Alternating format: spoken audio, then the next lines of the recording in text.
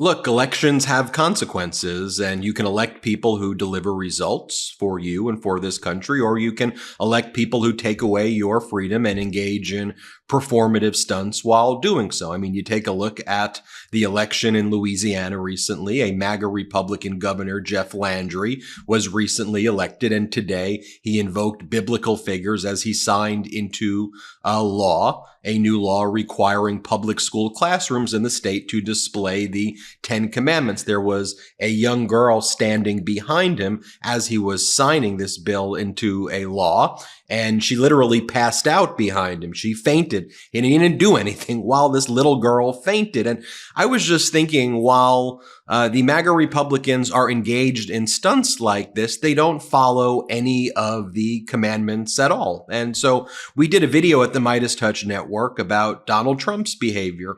And we did this in the past election cycle, but we re-released it. Let me share with you Donald Trump's deadly sins. Let's play this clip. Most importantly, I brought my Bible. Of the president setting up this photo op for himself. Tear gas was used to remove peaceful protesters so the president could stage a photo op. He's holding up a Bible. I moved in her like a and she was married. The Bible means a lot to me, but I don't want to get into specifics. Because you're a rich guy, and if you don't support me, you're going to be so goddamn poor, you're not going to believe it. Why do I have to, repent? Why do I have to ask for forgiveness if you're not making mistakes? A federal judge is ordering President Trump to pay $2 million to a series of nonprofit organizations. The president misused his own charitable foundation. Trump University was fraudulent. That settlement, $25 million. Is adultery no longer a big deal in Indiana and in America? I, for one, believe that the seventh commandment contained in the 10 Commandments is still a big deal. 3 women now pursuing legal action, one over a case of alleged harassment and 2 others over alleged affairs. I don't like to have to ask for forgiveness, and I am good. I don't do a lot of things that are bad. His father was with Lee Harvey Oswald prior to Oswald's being, shot. Take a moment to digest that. The sitting president is insinuating a journalist is responsible for murder. 1,000 cases a day. Show me the death chart. I could stand in the middle of Fifth Avenue and shoot somebody, and I wouldn't lose any voters, okay? Well, the death chart is much more important. They are dying. That's true. And it is what it is. I wanted to always play it down. I still like playing it down. No religion, no anything. Hurt the Bible, hurt God. He's against God. As we point out in the video, you can just list them right there, right? I mean, you've got, thou shalt not use the Lord's name in vain. Thou shalt not covet. Thou shalt not steal. Thou shalt not commit adultery, bear false witness, kill, ignore the Sabbath, dishonor thy family, make yourself into an idol, have worship, or worship any other gods. I mean, Trump violates them all. Let me just show you what went down when Governor Jeff Landry of Louisiana signed this into law, requiring public school classrooms to display the 10 Commandments. Watch the girl behind him literally pass out, and they do nothing while she faints. That should just tell you everything. Isn't that it's unfortunate. I hope she's okay. But isn't that just so symbolic that on the one hand, this is what they're focused on, while a young girl is literally passing out and needs urgent emergency attention. Here, play this clip. This bill mandates the display of the 10 Commandments in every classroom in public, elementary, secondary, and post-education schools in the state of Louisiana.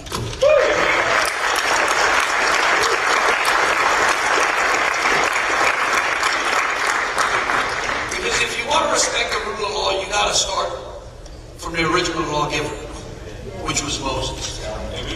All right. That's right. He got his commandments from God. All right. By the way, you can compare that to former President Obama, right? When someone passed out in his speech, you saw how he acted. Here, play this clip. From the American people, the crushing burden of unaffordable health care. To free families from the pervasive fear that one illness.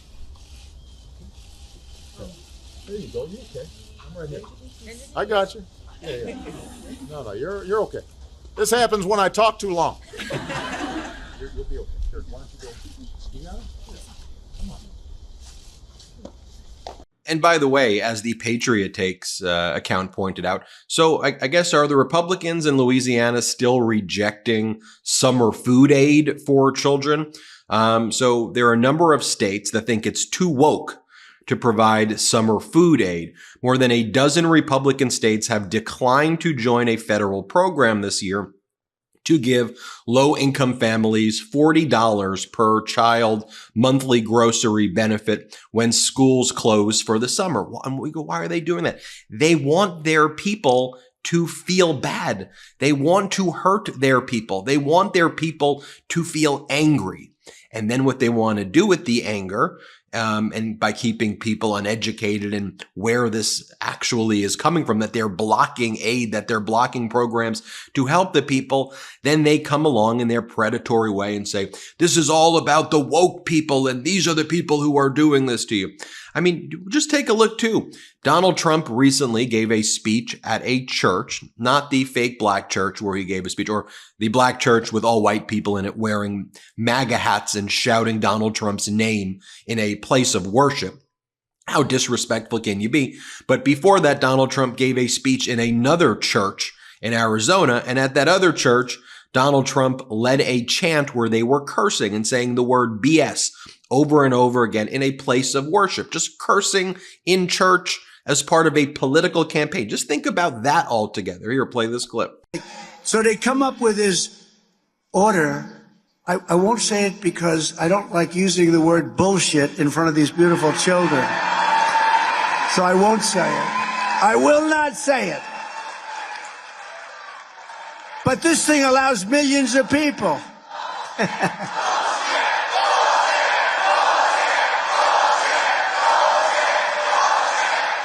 And of course, you remember that Donald Trump couldn't even name a Bible verse when he was asked about it in the 2016 election. Play this clip. Okay. You mentioned the Bible. You've been talking about how it's your favorite book.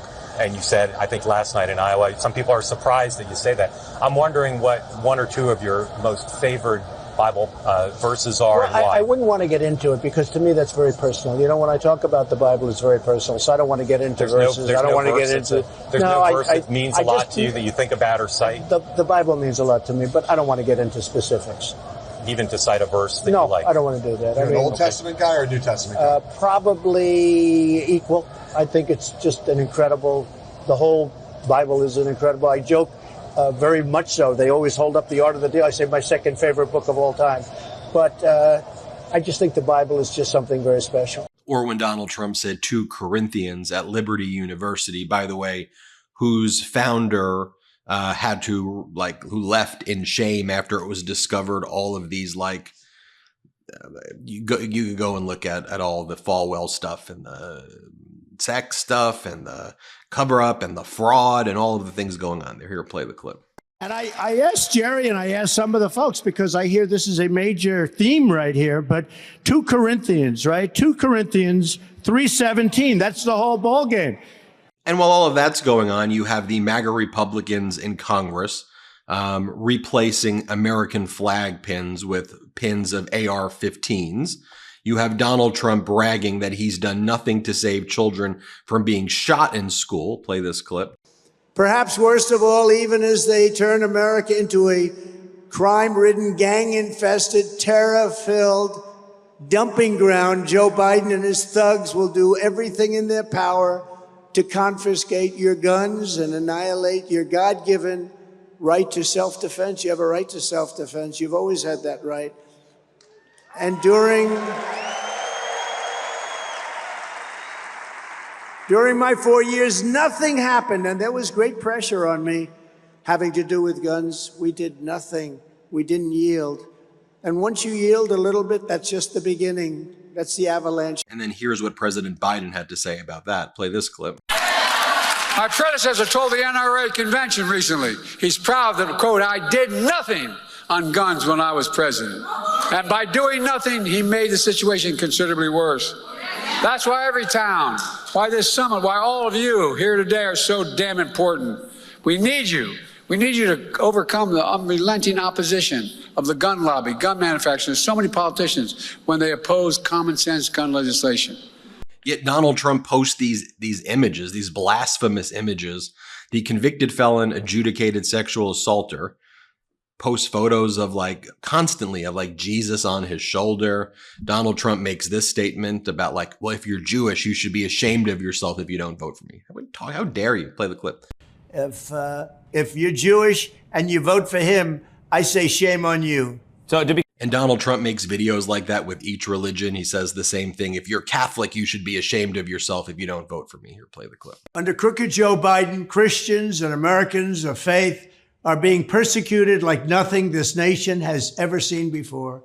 Catholics in particular are being targeted, and evangelicals are surely on the watch list as well. Over the past 3 years, the Biden administration has sent SWAT teams to arrest pro-life activists. The FBI has been caught profiling devout Catholics as possible domestic terrorists and planning to send undercover spies into Catholic churches, just like in the old days of the Soviet Union. Catholics, you cannot vote for the Democrats. You cannot even think about voting for Biden. What they're doing to you is shocking. As president, I will create a new federal task force on fighting anti-Christian bias. It will be led by a reformed Department of Justice, but it will involve many agencies and departments. Its purview will be to investigate all forms of illegal discrimination, harassment, and the persecution of Christians in America, as well as the use of taxpayer dollars to promote anti-Christian bigotry.